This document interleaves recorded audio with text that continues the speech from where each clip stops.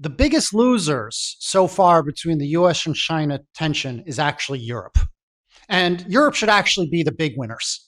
Europe should be looking to do deals with the United States and do deals with China and extract the best trade opportunities with both countries. But inexplicably, the Europeans have vassalized themselves to the United States. And it really just doesn't make a lot of sense to me. When you look at it, in 2008, Europe's economy was actually larger than America's. Now, Europe's economy is about 40–50% smaller than America's.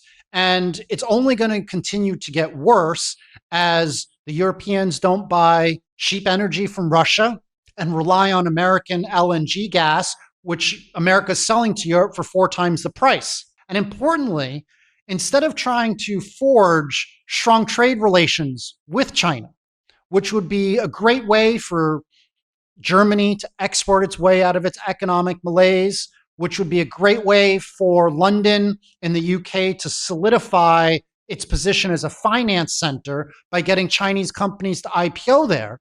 Instead of doing all of this, European leaders are continuing to fearmonger about China's rise and are continuing to issue xenophobic statements, whether it be about China building a larger embassy in London, which a lot of British are saying is going to be used to spy on the Brits, whether it be Ursula von der Leyen or Kaja Kallas in Brussels saying that China is a threat to the European way of life, or even worse, when you see Mark Rutte, who is the former prime minister of the Netherlands and is now the Secretary General of NATO, says that it's highly likely that China is going to push Russia to invade NATO countries. So you have all this fear-mongering and xenophobia about China's rise is really hurting Europe's ability to extract the best trade deals and the best investment for their people. And they need it, because the average European has dropped about 40% in their quality of life over the last 15 to 20 years, which can largely be attributed to bad policy and decision-making in Europe. So let's take a closer example. The Dutch essentially took Xperia, which is a semiconductor company that's affiliated with the Chinese. And we still don't know what the complete story is. They say that it might have been because the CEO of the company, a Chinese person, was trying to buy and spend more money than he should have from some of his other companies, thus hurting Xperia in the Netherlands.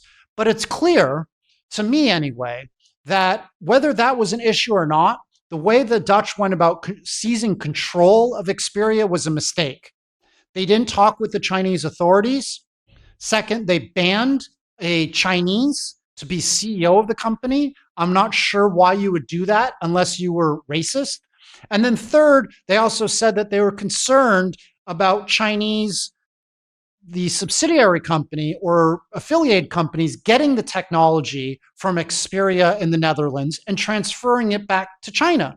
But the reality is, this was a Chinese company that bought fairly Xperia in the Dutch and are transferring technology. So on the one hand, you have Europeans saying that China only steals IP and technology from the Europeans. But this is an example of Chinese spending billions of dollars investing in Europe to buy IP, create jobs, and they still can't get access to their technology on the grounds of national security threats. So to me, this is just another bad action by the Dutch and is representative of a lot of countries in the EU that are fear-mongering about China's rise.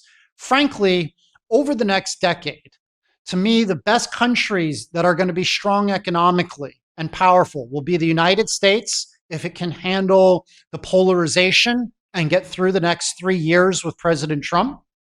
China, if it doesn't implode politically and ensures that there's steady economy and steady leadership transitions. And then India. I think Europe is going to be the big loser of all the major powers over the next decade because they're not They're vassalizing themselves to the United States, not benefiting from their relationship with the US, not forging strong relations with China, and they're basically a stagnant country, or a stagnant region, I should say.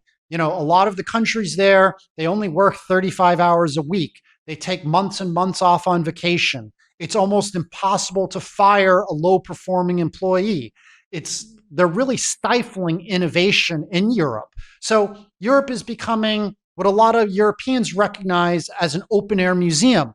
But I'll go one step farther. It's becoming a crime-infested open-air museum, because the crime in Europe is getting out of control to the point that Chinese tourists don't want to visit Europe anymore. They would rather go to safe regions like Malaysia, like Japan, or to the UAE and Saudi Arabia, because those countries are safe to visit and they're welcoming Chinese tourists. So why hasn't Europe taken a more pragmatic approach to working with China and forging strong relations?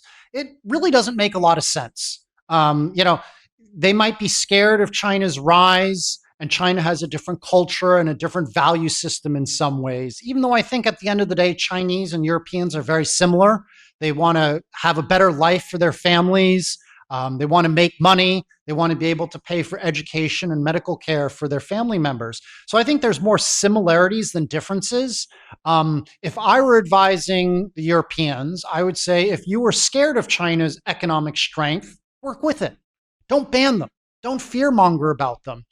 Tell the Chinese, if you want to invest in the auto sector in Europe, you need to set up a joint venture with a German company or a French company. I think that's fair. After all, that's what the Chinese did to BMW, Mercedes, Volkswagen in the 1990s. They forced these great German automakers to set up joint ventures with Chinese companies. So I think Chinese companies and China's government would be okay, not with forced technology transfer, but with forced joint ventures, working together, coming up with a win-win situation for both European companies and Chinese companies. I think that's totally fair. The only reason why I can think that a lot of European leaders don't want to do this really derives from two things. The first is self-interest, and the second is bigotry or racism.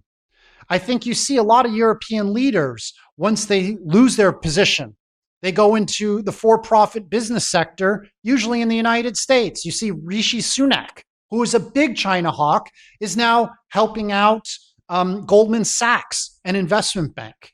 You saw that Tony Blair, after he was prime minister of the UK, he went on the international board of JP Morgan, another investment bank. And you see the former deputy prime minister of the UK, Nick Clegg, worked for Facebook or Meta until just recently. So I think there's a lot of individual self-interest from European politicians about making money by working closer with the United States, because afterwards they'll get a plum job with an investment bank, or they might be able to work for a company, say in the weapons industry, that benefits from close ties between Europe and the United States. And then second, frankly, there's a lot of bigotry and racism. Now, not everything in this world is about racism. Okay, you see a lot of people say, I didn't get this job, or I didn't get this because of racism. That's not always true. But at the end of the day, racism does cause a lot of issues in world affairs. It's very clear to me that the United States and Western Europe, the former colonial and imperial countries, are not okay with having yellow-skinned people, black-skinned people, and brown-skinned people move and grow up. You see a lot of tension right now between Muslims and people in France, or Muslims and people of the United States, Muslims and people of the UK. And I think there's a lot of dislike for Chinese as well from a racist standpoint. And then perhaps the biggest issue is bigotry. Now, bigotry towards communism is what I mean. So it's a different intellectual view or ideological view of government systems. I think many in the West have started to adopt their belief in liberal democracies, almost as if it's like a religion, where they say liberal democracies are the only one true political system. And any other political system, whether it be a monarchy or whether it be a communist-like nation in China, they automatically denigrate and think it's evil. Now, I've been in China for 28 years.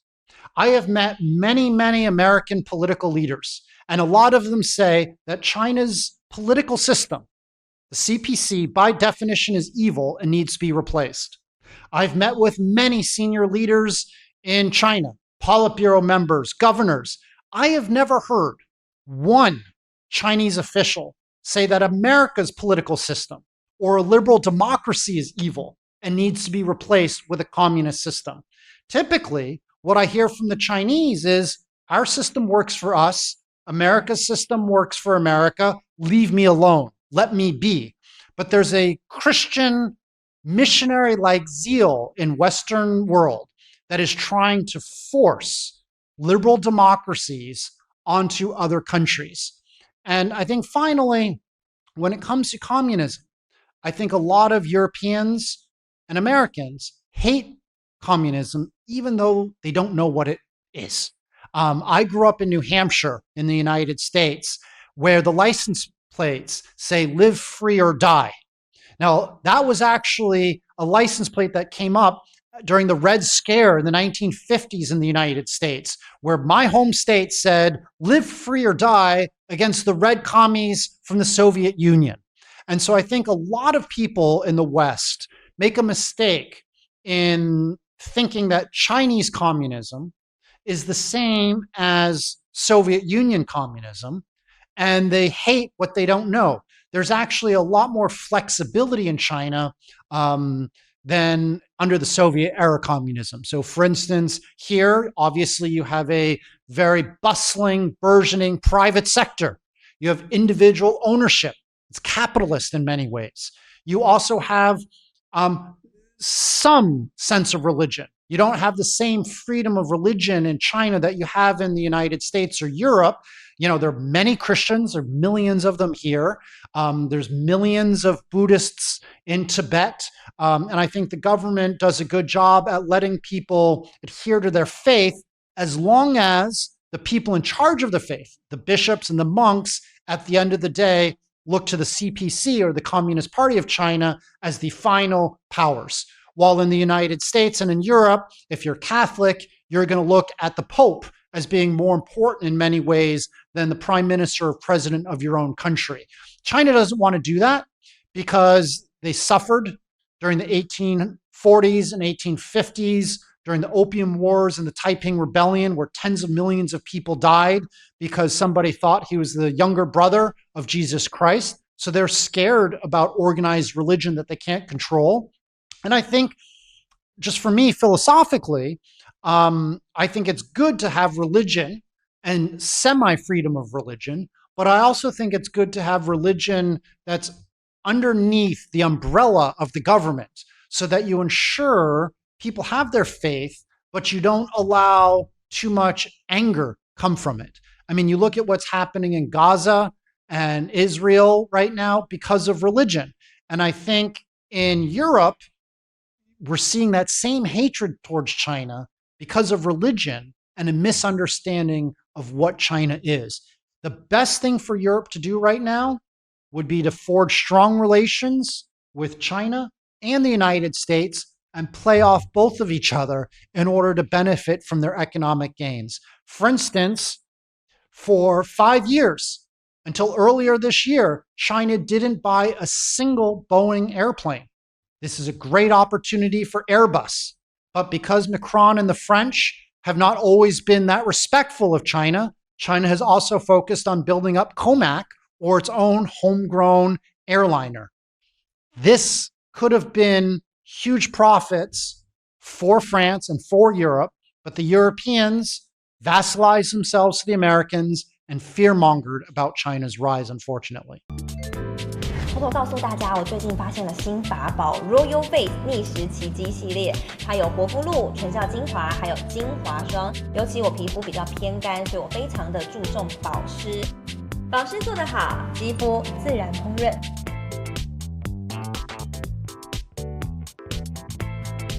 提亮肤色更年轻，抚平皱纹超有感，而且气色变好，用心保养，每天都更美一点。